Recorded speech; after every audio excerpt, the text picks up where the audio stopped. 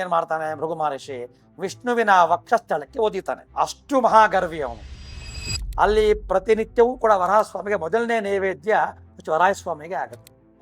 ವರಾಹಸ್ವಾಮಿಗೆ ಆದ ನಂತರನೇ ಶ್ರೀನಿವಾಸ ಸ್ವಾಮಿ ಅವರಿಗೆ ನೈವೇದ್ಯ ಮಾಡ್ತಕ್ಕಂಥದ್ದು ತಿರುಮಲೆಯ ಸಂಪ್ರದಾಯ. ಶ್ರೀನಿವಾಸನಿಗೆ ಸಮನಾಗಿರ್ತಕ್ಕಂಥ ಭಗವಂತ ಯಾರೂ ಇಲ್ಲ, ಭೂತಕಾಲದಲ್ಲೂ ಇರಲಿಲ್ಲ, ಭವಿಷ್ಯತ್ ಕಾಲದಲ್ಲೂ ಇರೋದಿಲ್ಲ.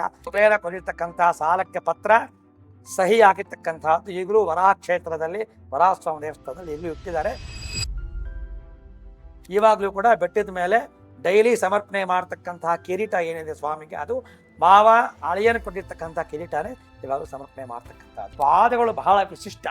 ಚಿಕ್ಕ ಮಗುವಿನ ಪಾದಗಳು ಹೇಗಿರುತ್ತೆ ಅದನ್ನ ನಾವು ಬನ್ನಂತ ಏನ್ ತಗೋತೀವಿ, ಕಂಪ್ರೆಸ್ ಮಾಡಿದಾಗ ಹೇಗೆ ಒಳಕ್ ಹೋಗುತ್ತೆ ಆತರ ಪಾದಗಳು ಮುಟ್ಟಿದ ಆತರ ಆಗುತ್ತೆ ಸ್ವಾಮಿಗೆ. ಶ್ರೀನಿವಾಸನ ಗಲ್ಲದ ಮೇಲೆ ಒಂದು ಬಿಳಿ ಚುಕ್ಕೆ ಇರುತ್ತೆ. ಈ ಚುಕ್ಕಿ ಯಾಕಿರುತ್ತೆ ಮತ್ತೆ ಇದರ ಹಿಂದೆ ಒಂದು ಕಥೆ ಕೂಡ ಇದೆ ಅಂತ ಹೇಳ್ತಾರೆ, ಹೌದಾ? ಹೌದು.